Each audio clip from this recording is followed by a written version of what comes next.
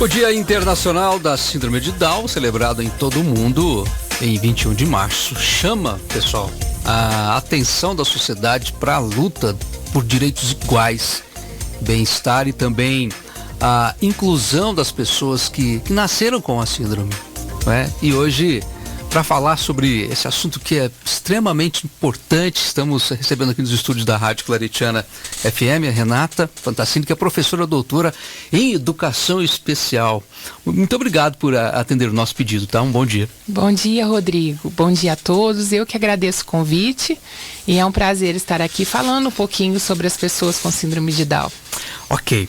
Para as pessoas entenderem o que é a síndrome de Down. A síndrome de Down, na verdade, é uma alteração genética. Não tem como a gente prever essa alteração, né? É um erro genético que acontece no momento Não é uma doença. Não é uma doença. Tá. Acontece no momento da fecundação. O que acontece? No cromossomo de par 21, essa criança vai ter três cromossomos, na verdade. Então, é uma alteração genética no cromossomo 21. Por isso que a gente fala trissomia do cromossomo 21, né? Ah, legal. E por que esse dia foi escolhido? Então, é uma data alusiva, na verdade. Por quê? Porque no 21, né? Cromossomo 21, Sim. 3.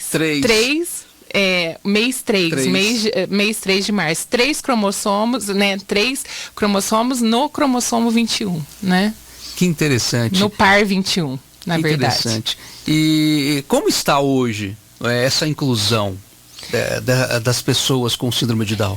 Então, desde 2008, nós temos uma política nacional de educação especial que vem trazendo toda a questão da inclusão. Então, no Brasil, demorou um pouquinho a chegar essa questão. A gente tem aí no mundo, desde 1994, se falando em inclusão. No Brasil, nós tivemos essa chegada aí da inclusão com a política nacional de 2008 e decretada, reafirmada em 2015 com a Lei Brasileira de Inclusão. Então, hoje, nós podemos dizer que temos muitas conquistas, mas muitos desafios ainda, né? As crianças cada vez mais estão sendo incluídas desde o nascimento, né? Então nós podemos dizer que Batatais a gente está bem adiantado, que eles recebem as crianças desde a creche, né? Então a criança com síndrome de Down já é acolhida pelas creches municipais, né? Particulares de Batatais, e as crianças vão sendo incluídas aos poucos com muita naturalidade, mas a gente tem muitos desafios aí perante a sociedade ainda. Quais são os principais desafios, Renata? Eu acredito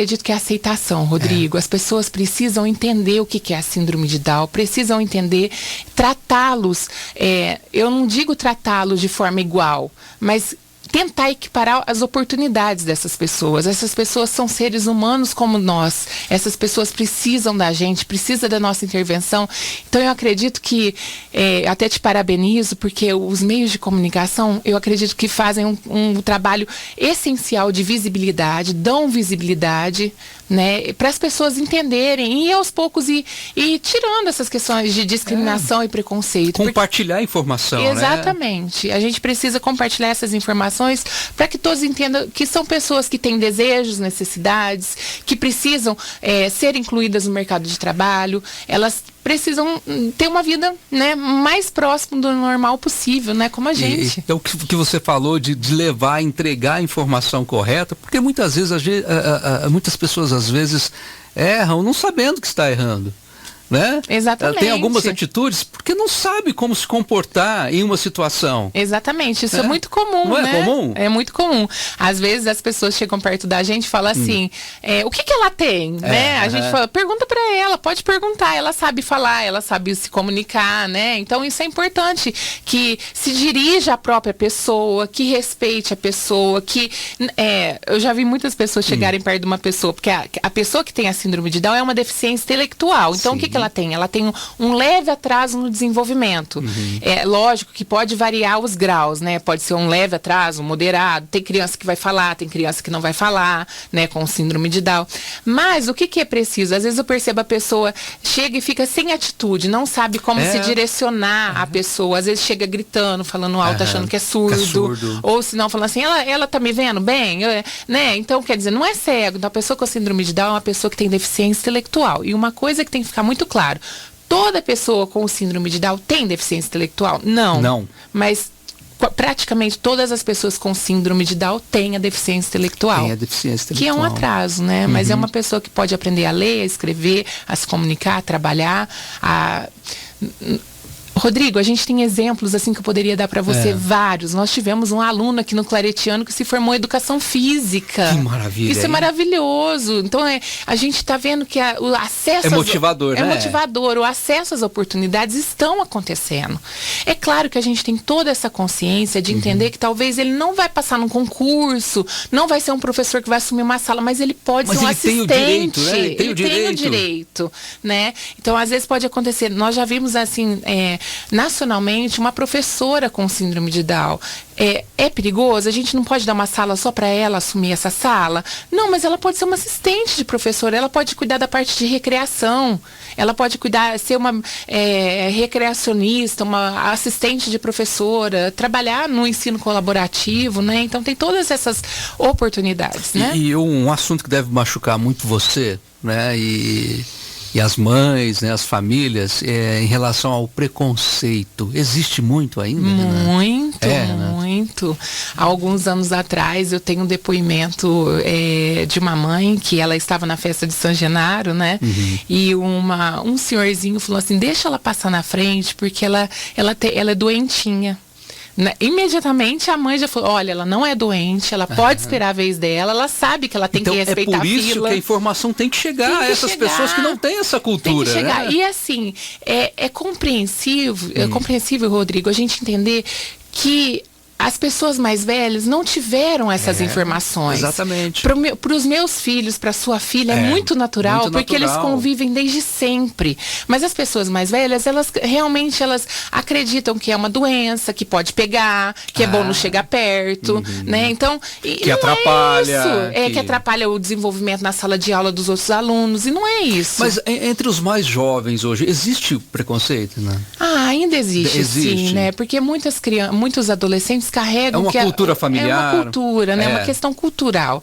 Mas assim, está diminuindo bastante, bom, né? Isso é importante. Eles já estão presentes nos barzinhos, na sociedade, nos supermercados, coisa que a gente não via no passado, né? Na minha época de escola, a gente só via esses alunos numa classe especial. E hoje a gente vê andando para todo lugar. Você vai numa missa, tem vários. Você vai no supermercado, tem vários. Você vai no barzinho, tem vários, né? Festas. É necessário ter esse olhar diferente? Eu falo diferente, mas é complicado esse diferente, porque a gente diferencia e não deve diferenciar. Como é que é isso? Como é que é lidar com isso? Na verdade, Você que é doutora nessa área. Eu sou muito contra aquela questão dos pais falarem assim, olha, nós somos todos iguais. Não, nós somos todos diferentes. E o tratamento, em algumas vezes, para a gente equiparar oportunidades, tem que ter tratamentos diferentes. Não adianta eu dar o mesmo tratamento que eu dou para uma criança que não tem síndrome de Down, para uma criança que tem a síndrome de Down. Ela precisa de um olhar especial, de uma atenção especial. A gente, quando fala em inclusão da pessoa com síndrome de Down, para muita gente é assustador. Mas as crianças com síndrome de Down são as mais fáceis de serem incluídas. Até certa idade, elas têm um desenvolvimento muito próximo do que a gente é dito como normal, que eu também não gosto dessa palavra. Mas elas têm um desenvolvimento muito natural. O que acontece? Quando chega na etapa de leitura e escrita, que começa a aparecer as dificuldades, o atraso. Mas aí a gente tem outros caminhos, outras oportunidades. Hoje aí tem as tecnologias que vem ajudando muito. A criança não escreve, usa o notebook, o tablet. A criança não fala, tem a comunicação alternativa. Então tem muitas possibilidades. E eu acho legal, eu cheguei a presenciar um coleguinha, né? E é emocionante, né? Ajudando. Isso. Isso é bom, né? Isso é bom, tão bonito, porque... né? É emocionante, né? Eu acho que isso... coisa, né? Se o amor, o carinho, o respeito, né? À medida que essas crianças são incluídas desde cedo na escola, desde cedo na sociedade, a gente vai aprendendo a conviver e vai tratando como natural. Os meus filhos, por exemplo, eles tratam naturalmente porque eles nem percebem, eles acham que não tem nada. Porque é muito comum, a convivência, ela já acontece ali, Mas né? quando eles identificam alguma dificuldade, eles dão uma atenção especial, né? E perguntam, e não é errado. Não é errado, e não é errado. Às vezes chegar e perguntar assim, olha, mamãe, o que ele tem? A gente explica, olha, vamos pensar assim numa pessoa que usa cadeira de roda, né? Sim. Olha, o que ele tem? Ele teve um acidente, diferente, ou ele nasceu assim, a gente pode ajudar, né? Então, na questão da síndrome de Down também, a gente pode explicar, né? Quais atitudes não se deve ter, sabe, na convivência com uma pessoa com síndrome de Down? Eu acho que é discriminação, preconceito, né? Eu acho que isso que são grandes entraves na questão da educação inclusiva. Muitas vezes o que acontece? A pessoa recebe um aluno, a gente fala aluno de inclusão e a gente já fica assustado, né? Eu vou receber um aluno de inclusão. Receba primeiro. Conheça primeiro. Então a gente precisa conhecer para aprender a conviver e ver que aquilo lá não é um bicho de 7 cabeças, que aos poucos a gente pode trabalhar, incluir, aceitar, conviver e colaborar para que essa pessoa tenha um desenvolvimento pleno, né? Eu perguntei do que não pode ser feito, o que pode, o que deve. Eu acredito que o tratamento com respeito. Com respeito. Sempre. Pense assim, e se fosse com você? E se fosse empatia, o seu filho? Né? É empatia, né? A gente precisa acolher o máximo possível. Hoje a inclusão ela é pautada em 4 grandes pilares, né? Que é o acesso. Então todas as crianças estão tendo direito a acesso. Acessar qualquer lugar, a acessibilidade. Então todas as crianças com síndrome de Down estão acessando. Deixar o ambiente preparado. Isso. Agora o que a gente precisa? O segundo, que é a permanência. A gente precisa lutar para garantir que eles permaneçam, que eles aprendam. As crianças com síndrome de Down, elas não estão nas escolas ou nos ambientes para socializar. Elas têm condições de aprender. Então, a gente tem que lutar pela permanência para que tenha o terceiro pilar, que é a aprendizagem. Eles precisam aprender. E, por último, o sucesso, que eu acho que ainda está um pouquinho longe. Porque o que é o sucesso pra gente, Rodrigo? O sucesso pra gente, eu consegui me formar, fazer meu mestrado, meu doutorado, ser uma professora aqui no Claretiano, né? Então, quer dizer, isso pra mim é o sucesso. Pra você... Te motivou, né? Motivou. O caminho te motivou. Exatamente. E o caminho tem que ser sem preconceito, né? Exatamente. Pra eles também, eu acredito que daqui a alguns anos, os nossos filhos vão ver isso, esse sucesso. Hoje, podemos dizer que tem algumas pessoas que já têm esse sucesso. Existe no mundo, na ONU, os autodefensores da síndrome de Down, que são pessoas com síndrome de Down, que se autodefendem, que vão à júri, levantam a bandeira e falam, nós precisamos disso. Que legal. Então, o que a sociedade precisa? Porque eles tiveram acesso à informação, ao estudo, né? Isso. E conseguiram se formar, estudar e conseguiram... a gente precisa dar voz para essas pessoas. O que vocês precisam? Né? É isso. Legal. Agora, em relação ao diagnóstico precoce, por que é importante e como deve ser feito? Então, algumas pessoas falam assim, será que existe um exame que a gente faça, um teste de sangue, né? Alguma coisa assim. O que acontece? Durante a gestação, a mãe precisa fazer todos os ultrassons, né? E naquele ultrassom morfológico que mede a translucência nucal, o tamanho da nuca, aquele é importantíssimo, que acontece da 11ª semana à 14ª. Naquele ultrassom, a gente já consegue visualizar se a criança poderá ter ou não a síndrome de Down. Já identifica. E assim, quais são as vantagens dessa identificação precoce? A família começa a entender e aceitar melhor, né? Então isso é muito importante. E se preparar? E se preparar para receber essa criança, né? Eu não gosto muito da palavra especial, mas essa criança que vai ter uma deficiência, sim. Tem até, eu comentei com você que muita gente acredita da questão do teste do pezinho. O teste do pezinho não identifica. O que ajuda a questão da síndrome de Down, que é uma das deficiências que está ali no roxinho, né? Na onde a pessoa chega, a gente já sabe que ela tem a síndrome de Down, porque tem algumas características, né? O roxinho é diferente, tem a mãozinha mais gordinha, mais curtinha, tem alguns traços, né? Que a gente consegue identificar. E ficar bastante atento, depois desse diagnóstico, a estimulação precoce o quanto antes, né? E são boas as notícias, porque até aumentou a expectativa de vida dessas pessoas, né? Antigamente, a expectativa de vida deles, vamos pensar assim, há 30 anos atrás, a expectativa de vida de uma pessoa com síndrome de Down era 45 anos. Hoje a gente já tem relatos de pessoas no Brasil chegando aos 75, aos 80 anos. Se casam, trabalham. Que bom, hein? Isso é ótimo. Tudo tem, né, tudo tem um lado que a gente tem que observar, né? As crianças com síndrome de Down podem ter uma vida normal, elas têm uma adolescência normal, elas podem, né, uma pessoa pode chegar ao casamento, mas são pessoas que, é lógico, que vão necessitar de supervisão, né? Sempre a questão da supervisão, porque tem uma deficiência intelectual aí, né? Renata, você falou da família, né? E a família, quando fica sabendo, tem a informação, a família deve ser orientada. Como é que é isso? Para quem está curtindo agora o nosso programa Dia a Dia, Rodrigo, nós estamos passando por isso, mas e aí? Eu acho que tudo começa desde a hora da notícia. Por isso que hoje a gente tem um olhar mais, como eu diria, a gente tem... Os médicos hoje estão sendo melhores preparados, né, para a questão da notícia. Humanizados. Antigamente tinha muito daquela notícia, olha, você vai ter um filho deficiente, portador, né, o termo totalmente incorreto, né, deficiente e talvez ele não viva muito. E aí isso é assustador para a família. Hoje não. Hoje, com essa formação mais humanizada desde a base, essas crianças essas famílias recebem uma notícia mais certa, né? Olha, seu filho tem uma síndrome, então a gente precisa entrar rapidamente com a estimulação precoce. Hoje, em Batatais mesmo, existe instituições que ajudam, como o caso da APAI, que ajudam muito na estimulação precoce com fono, psicóloga, com toda uma equipe multiprofissional que não vai atender só a criança, vai atender a família também, que eles precisam disso. Então, a partir do momento que tem, desde o momento da notícia, a chegada, porque, Rodrigo, a família é comum, ela passa por algumas fases que começam no luto, né? O que é? Aquele filho que eu sonhei, que eu planejei, morreu. Tá nascendo um outro, tá chegando um outro. E a gente precisa ajudar essa família a superar. No início existe uma certa resistência. Existe. Tem famílias que nem ao longo prazo conseguem superar, mas a grande maioria hoje sim.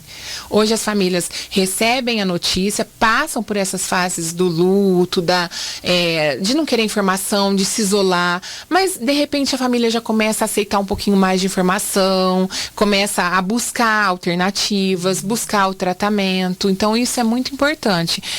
São os esclarecimentos, né? Quanto mais a família aceita e se esclarece, né? Ela começa a aceitar melhor. Em relação às políticas públicas? Rodrigo, quando eu ouço alguém falando que precisa de políticas públicas, eu fico maluca. Porque já temos todas as políticas. A gente precisa de fazer acontecer. E para isso, as famílias precisam ser orientadas para exigir os seus direitos. As instituições precisam ser orientadas para ajudar nesses direitos, né? Então a gente precisa muito que haja uma fiscalização, uma denúncia mesmo, né? Precisa tudo acontecer. Então a gente precisa ter uma vontade. Uma boa vontade, né? Porque política já tem muita. A gente tem a Lei Brasileira, a Política Nacional de Educação Especial de 2008 é super completa. Depois nós temos a Lei Brasileira de Inclusão, que é para não é só para síndrome de Down, são para todas as deficiências. É muito completa. Mas como toda cultura, não sei, a senhora que é doutora, desculpe, né?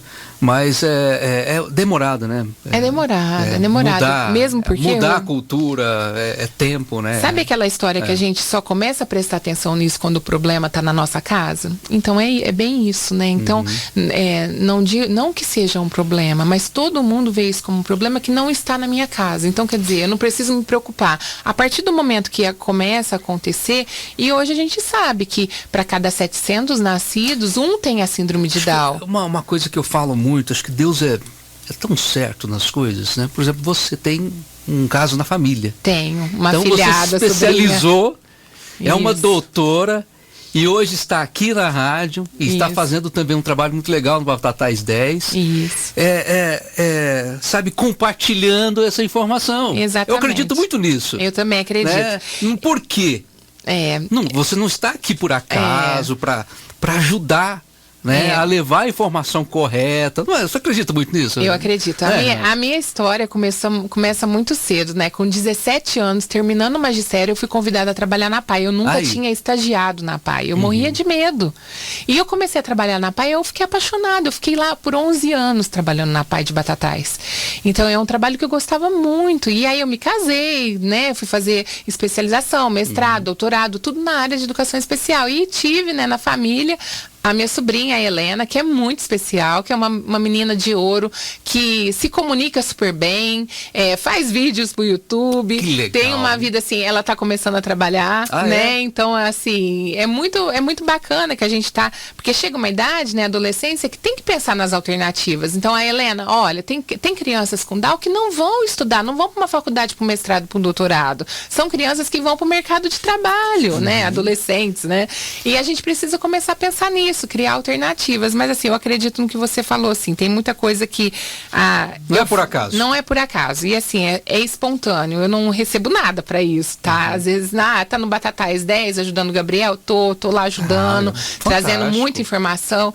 E assim, para esclarecer, começar por Batatais. A gente começa... Mas isso te motiva, né? Motiva e muito. Faz viver mais, né? E muitos depoimentos, né? Muita gente agradecendo, né? Depois que eu comecei a ajudar o Gabriel, muita gente mandando mensagem, perguntando, né? Pedindo. Já tem as mães já falando assim, você vai fazer o mesmo trabalho no dia do autismo? Ai, que legal. Vamos sim, todas as deficiências. Engajou, né? Exatamente. A gente tem que ajudar todo mundo, né? Quanto mais esclarecer, e assim, eu tenho essa informação, eu tenho esse estudo, eu consegui esse estudo, o que me custa compartilhar? E eu tenho certeza que essa entrevista hoje, ela conseguiu chegar, né, a informação conseguiu chegar em alguém que estava, às vezes, tendo algumas atitudes que não conhecia. Exatamente. Estamos aqui para isso. Estamos aqui para isso, né? E eu acredito numa sociedade inclusiva, eu acredito que talvez os nossos filhos vão colher os frutos que a gente está plantando hoje, de poder ver essas pessoas estarem em todos os lugares, né? Não só na escola, mas no mercado de trabalho, na sociedade, né?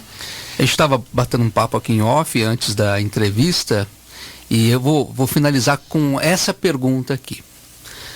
O que eles precisam mais? Rodrigo, de respeito.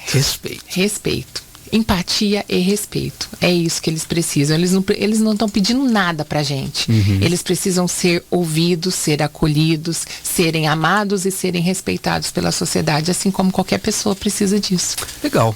Obrigado por aceitar o nosso convite. Eu que agradeço. E trazer informações aí que acabam mudando a vida das pessoas, Rodrigo, né? Levando informação, né? Que legal. Né? Eu que agradeço e gostaria de te parabenizar pelo trabalho que você faz. Depois de você, com certeza, a nossa sociedade ficou mais inclusiva, né? Você é uma pessoa que está atenta, antenada a tudo, e eu queria te parabenizar por por dar essa visibilidade a quem precisa. É até difícil receber isso, né? Mas como você também teve o dom de trazer as informações, Deus me deu o dom da comunicação para ajudar a sociedade. Com certeza. Para fazer o bem. Com certeza. E isso é um dever nosso, não é? Com certeza. Tornar a vida das pessoas melhores. Eu através da comunicação, você através dos seus estudos. Com certeza. E assim, é o que eu falo, né? O que eu desejo para você e para as pessoas com síndrome de Down? Eu desejo vida, longa vida, né? Para poder ajudar todo mundo.